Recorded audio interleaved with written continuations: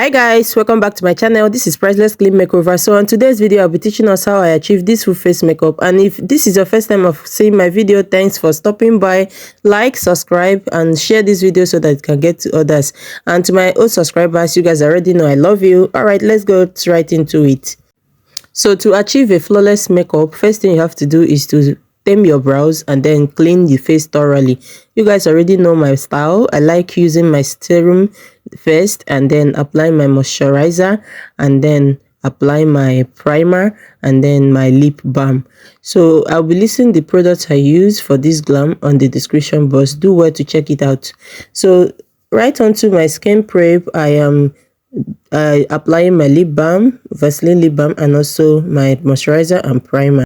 Please note that skin prep serves as a base for your makeup to sit on, and so you must get it right by allowing every product you apply to sink in. Next, I'll be applying my foundation. I mixed my foundation to get an exact shade, and I'll be applying it not all over the face but partly on the face, and then use my beauty sponge to blend it in one part at a time, just like I am doing it here. And so once that is done, I move over to highlighting. I'm using my Pro Concealer 2 shades to highlight the face, and I am blending it in accordingly. So if you are blending in your highlights Pro Concealer, you have to make sure you go in light-handedly. So the area I'm highlighting is the 5 areas: her jaw, her above the lip, bridge of the nose, the under eye, and the forehead. So this is a dark skin model, and I am making sure that her skin tone remains the same. I don't encroach on the skin tone. So next I'll be applying my CPD blush on the chin bone and then blending it seamlessly so that there will be no demarcation or harsh line, just as I am doing it here. So if I'm working on a dark skin person, I don't normally apply cheek contour because it makes no sense actually, because the person is already dark. What you're trying to contour might not really show. So whenever I'm working on a dark skin person, I normally go to blush after my highlighting. And so after blending in my blush, next thing I'll be doing is to contour the nose, just as I am doing it here. I am using a foundation shade 2 shades darker than her normal skin tone, as you are seeing, and then I use my beauty sponge to blend it in very well, removing demarcation or harsh line. That's why I am using my Pro Concealer to also re-highlight the under eye to remove the demarcation between the nose contour and the under eye highlight, just as I am doing it here.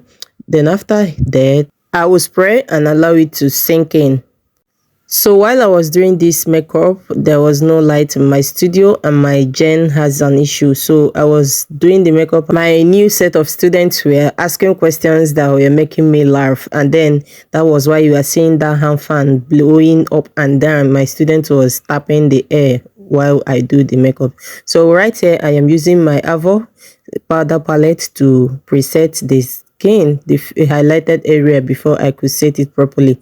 I did that using my beauty sponge. It's best to use a beauty sponge so the skin can maintain the smoothness. And then I use my powder brush to also bake the rest of the face using the same shade of powder that matches her skin.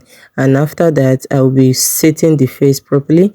I am using my RCMA setting powder to set the highlight areas. And here I am doing my reverse contour to lift the skin up. While I do all of this, you can see the skin is already skinning, it's smooth, and I am going over to my brows.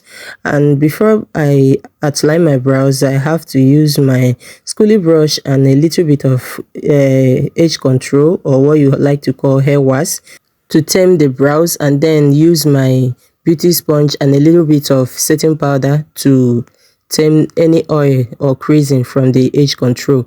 And then next I'll be mixing my 2 gel liners, the black and the brown gel liners, Pauline gel liner, to outline my brows, just as I am doing it here. And after outlining the brows, I'll be concealing it and arranging the brows very well.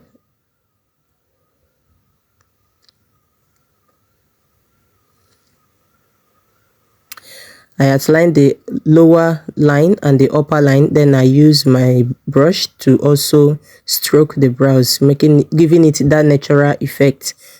So after that, I will be concealing properly and then move over to my eyeshadow. I like taking my time when I'm doing my brows because it is the first thing someone sees when the person look at a makeup. So that's why I like to take my time to get my brows straight and good. So I am concealing my brows using the same pro concealer that I used in highlighting the face, and then I am going over with my blending brush to blend in the pro concealer that I use to highlight the brow area. And then after blending it in, I will also be baking or setting it properly so that it doesn't crease. I do the same thing on the other side of the brows. As you can see, the brows is giving already, and then follow the process exactly, blending it in and then setting it with powder.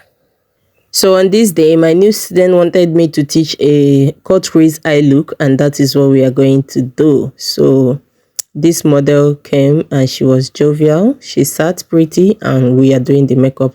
So next thing, like I said, I am going to be baking the arc area that I highlighted with the same shade of powder to avoid creasing, because the rule of makeup states that every liquid must be dry, and that is what I am doing. So next, I'll be using a pink eyeshadow to make a base first and a demarcation between the brow highlight and the cut crease, and then I'll do the same thing on the other eye.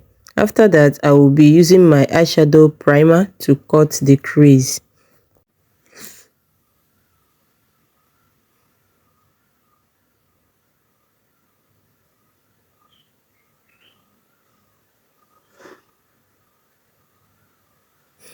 Right here, I am using my eyeshadow primer to cut the crease. This is a cut crease with tail. I am going to be cutting the crease down to the tail of the brow, the outer eye.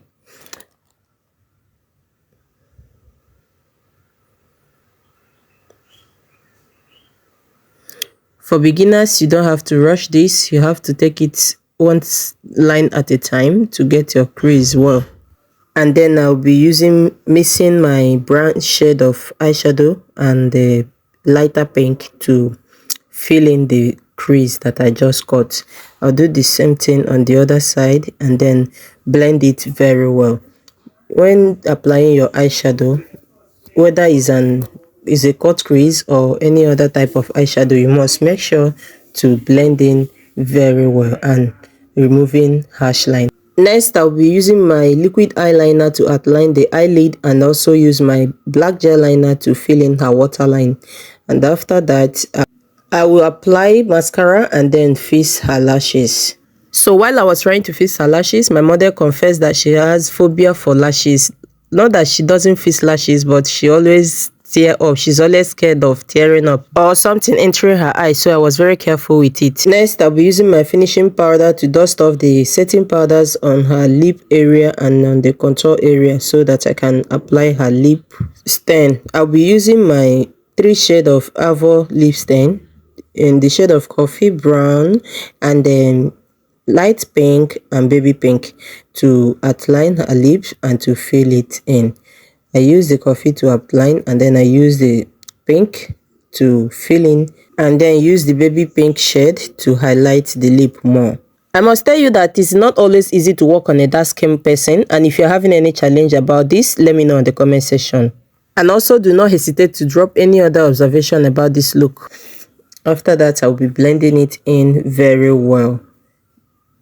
Right here, I am using my eyeshadow base to highlight the lip more and to give it that white effect.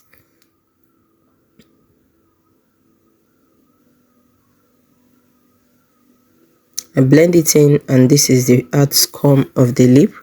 It's giving, right? Everything pink.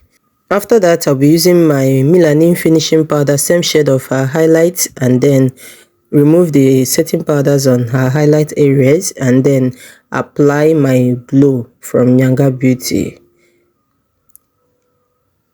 I use the glow to highlight the cheek, the jaw, the forehead, and the bridge of the nose to add warmth to the face.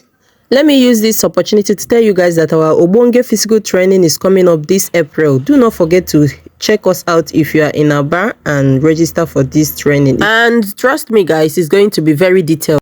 I'll be finishing the makeup using my finishing spray to make the makeup sit in and pop very well. After that, I'll go ahead and blend in the makeup seamlessly to give it that finishing look, that soothing, finishing, sweet look. As you are seeing, it is blending and is sinking. Right here, I'll be using my lip gloss to gloss the lip. And voila, this is the final look. It's giving everything pink. And let me know what you guys think about this look. What is your favorite part of this glam? Would you be trying it? My students and I had fun creating this look, and I hope you guys have fun while watching this. Also, do not forget to subscribe, like, share your reviews on the comment section. They will help me get better. Also, do not forget to hit the notification bell so that you get notified whenever I drop new videos. Okay guys, bye and see you in my next video. I love you guys. Mwah.